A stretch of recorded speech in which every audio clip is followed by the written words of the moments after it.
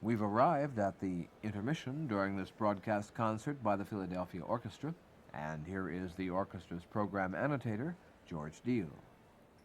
Thank you, Jim. It is our pleasure to have Mr. Ceccato at the intermission microphones, and he has, I should mention to our listeners, conducted the Philadelphia Orchestra before, although this is advertised as his debut at the Academy of Music, which is the orchestra's home. He's conducted the orchestra before at the Robin Hood Dell, which is partially the orchestra's summer home, and also at Saratoga Springs, where the orchestra spends the month of August. Have you conducted more than once at Saratoga? Twice, actually. Twice. Yes. So this is really the first time that you have heard the orchestra inside. Yes, that's correct. Does it sound different from... Indeed. It's a great experience for me to be here at the Music Academy in Philadelphia. Actually, the Philadelphia Orchestra sounds totally different. Although I have had the opportunity in Saratoga and even at the Dell to understand the brilliant sound of this marvelous orchestra. But of course, in this home, in this building, in this hall, is the ideal place to do music. And of course, the color and the power of the sound is absolutely astonishing. Yes. You need this hall for a work, well, we haven't heard the work yet. After intermission, you're going to do the Polymorphia of Krzysztof Penderecki, but you really need the interior of a hall like this to do that piece effectively. Absolutely. You would never risk that at Robin Hood Dell or no, at Saratoga Springs. It's hopeless. I mean, because you have such a refined details in the sonorities for the strings that they would be totally lost. I think we better tell our radio listeners that when Mr. Smith concludes the introduction of the Polymorphia, that they must leave their radios alone because the beginning is almost imperceptible, isn't it? Yes. Beginning with double basses, single double basses in graduated exactly. order. It's so transparent sonority, so soft that it's almost unhearable. No. Now, you are principal conductor in Detroit. Is that right? Yeah. Yes. How extensive a season do you have? Oh, we have actually full season. We start in September, and included the Meadowbrook Festival. We are working 52 weeks a year. You see. Yes. Now, we should, I suppose the most logical thing in speaking to you at the intermission is to go back to one of the pieces that was heard in the first part, the Juventus, the symphonic poem Juventus by Victor de Sabata. And the reason for that, of course, is that Victor de Sabata was your father-in-law. That's right. Did you study with him? Yes. Partly I... Is that how he became your father-in-law? Yes. First I met him, and then I met my present wife, of course. And then you studied even harder with him. Yes, indeed. But Victor de Sabata for me was I think the most exciting experience of my life.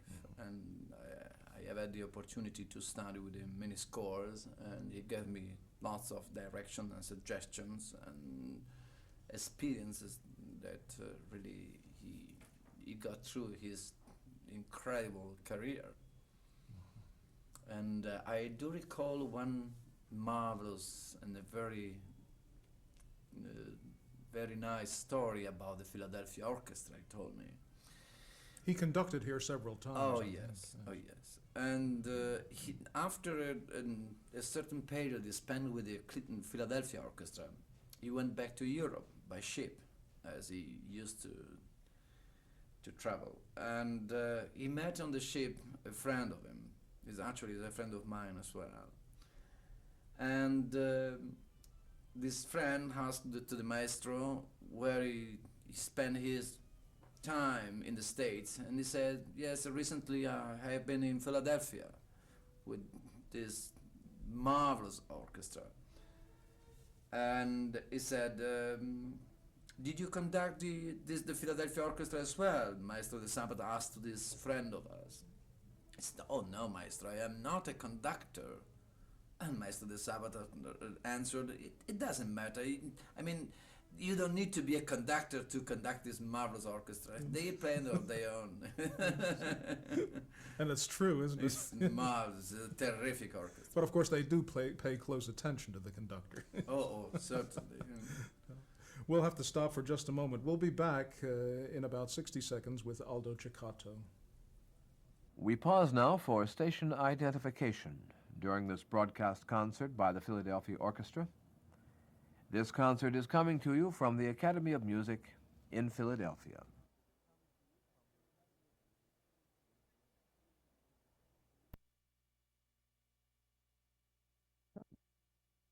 We return now to the intermission feature of today's broadcast concert by the Philadelphia Orchestra. Once more, here is George Deal.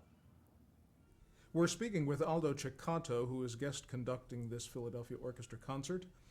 Mr. Ceccato, you told that marvelous story about your father-in-law and the Philadelphia Orchestra just before intermission.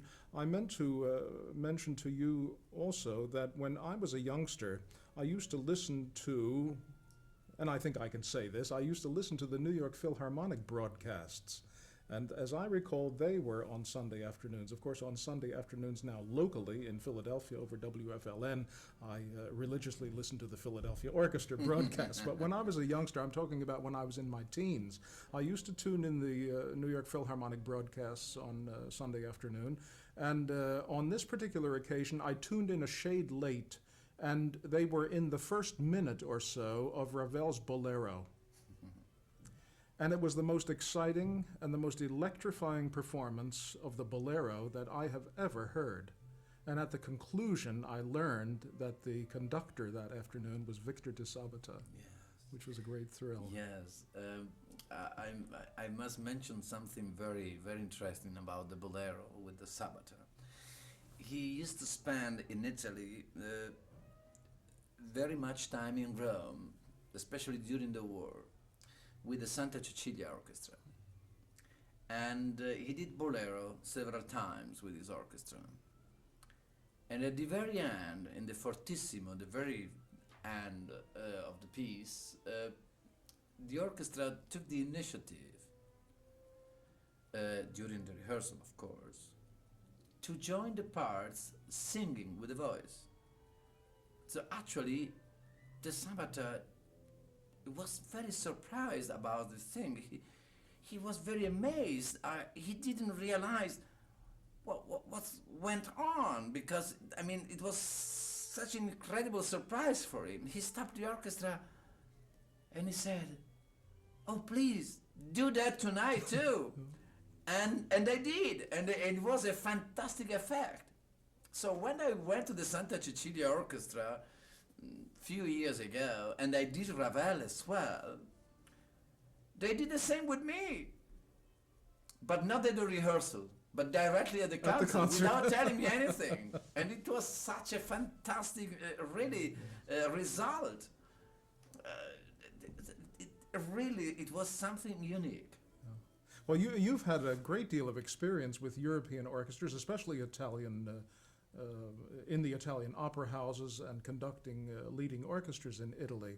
I did read in your short biographical resume, too, that in Milan you conducted a concert leading 7 Vivaldi concertos, which established Actually, we're 12. 12? The all Cimento dell'armonia dell'invenzione. Oh, I see. Opus 8. Yes. All 12 concertos. I was going to ask how someone can establish a reputation on the European conducting circuit with 12 Vivaldi concertos. I started that is much to 12 years ago conducting this cycle of concertos, but actually I have been through all over Europe, from Stockholm through Madrid, and from Rome through Berlin, and from Vienna, London, Paris, everywhere. I'm like a gypsy, traveling. Conductors nowadays have to be gypsies. That's right. But the most significant operatic experience I spent in Europe was at Covent Garden. Mm-hmm. I did 7 productions, actually. And the last European operatic experience was a new production of Bohème at the Paris Opera with Giancarlo Menotti as producer. Yes, we spent 4.5 weeks just rehearsing and 12 performances of Bohème. And it was a really fantastic experience for Paris as well, because it was an astonishing production. Yes. Intermission is almost over, and we're now going to hear the Polymorphia by Penderecki. It's been my great pleasure. Thank you very much. My guest has been Aldo Ceccato. Thank you. Host for the intermission features during broadcast concerts by the Philadelphia Orchestra is the orchestra's program annotator, George Deal. This concert is coming to you from the Academy of Music in Philadelphia.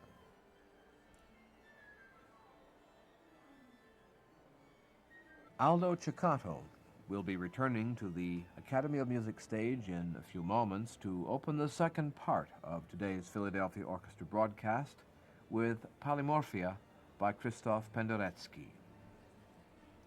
Polymorphia dates from the period in the late 50s and early 60s when Penderecki was exploring new sonorities and notations.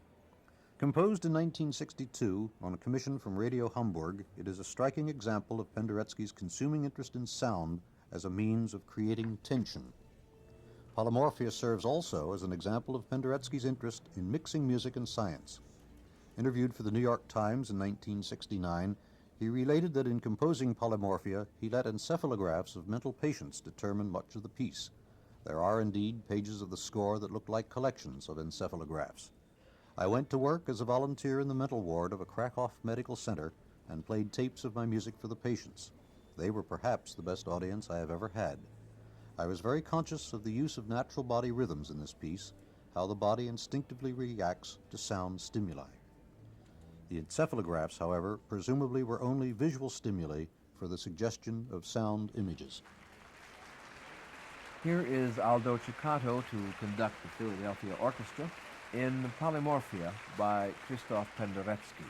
We should mention that much of this music is hardly above the threshold of hearing. Therefore, only the finest quality equipment will reproduce it adequately. Polymorphia by Krzysztof Penderecki.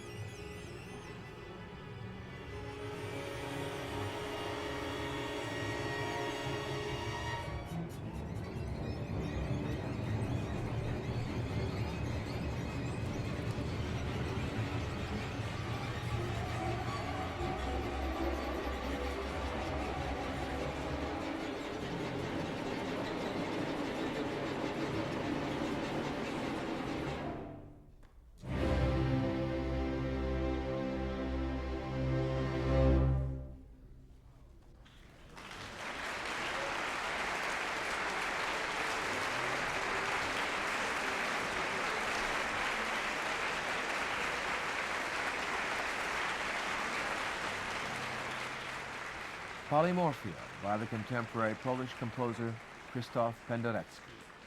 Aldo Ceccato conducted the Philadelphia Orchestra. Is there a 19-year-old conservatory graduate who is not convinced that his graduation piece is a masterpiece? Hopes should not be shattered for one so young, but sadly such works are often stillborn, and their composers generally require the acquisition of maturity and seasoning. The circumstance might have been the same for the 19-year-old Shostakovich about to earn his diploma from the Leningrad Conservatory had he not produced such an incredibly brilliant First Symphony. The fact that the work still appears on concert programs after almost 50 years is incontrovertible evidence of the young composer's creative ability. The symphony still sounds so fresh and forthright in the abstract that it is doubtful that any program will ever attach itself in a listener's thinking. Shostakovich is truly inspired in this first symphonic venture, and his musical instincts are sound. Today's broadcast concert by the Philadelphia Orchestra concludes now as Aldo Ceccato conducts Symphony No. 1 in F major Opus 10 by Dmitri Shostakovich.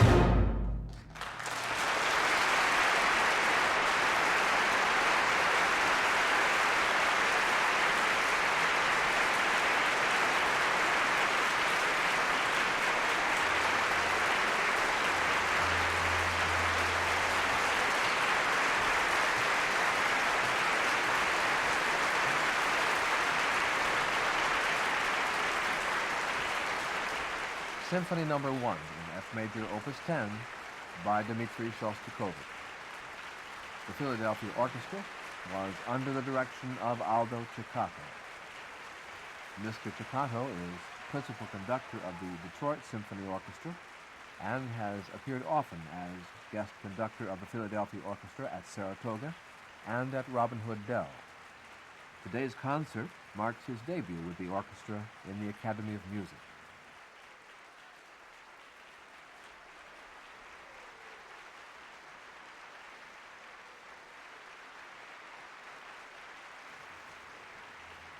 Aldo Ceccato is being recalled to center stage and has asked the members of the orchestra to rise and share this applause with him.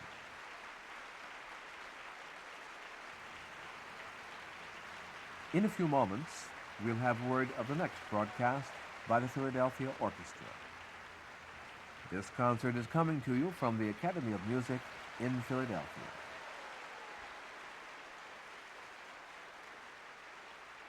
We invite you to join us next week at this time for another concert by the Philadelphia Orchestra.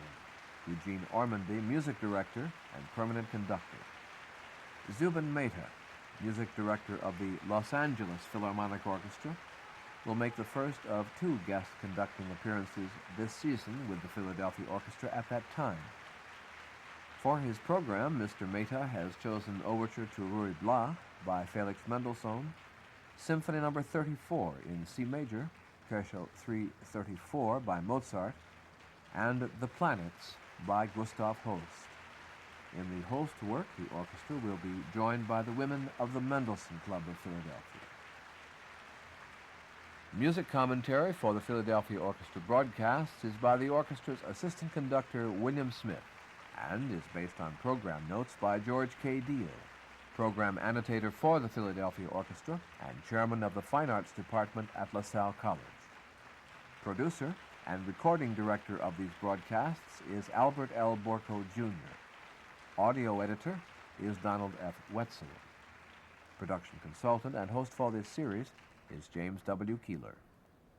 This program is a pre-recorded production of station WFLN in Philadelphia.